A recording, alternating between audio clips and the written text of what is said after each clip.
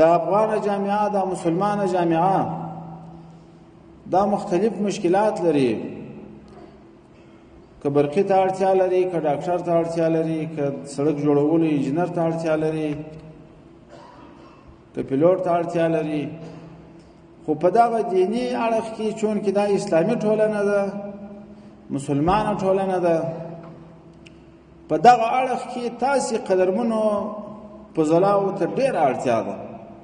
افغانستان د یو نوي حالت سره مخ دی، الله پاک د مشکلاتو راایستلی.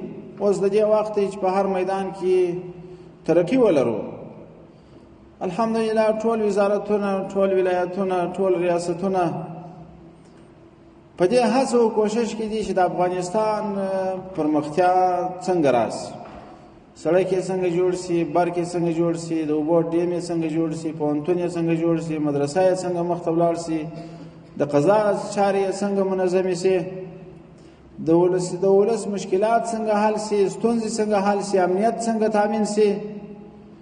ټول د اسلامي امارت مسؤلین په دغه هوډ فکر کوي او دغه اراده او غوښتنه د افغانستان د مسلمان ملت هم ده.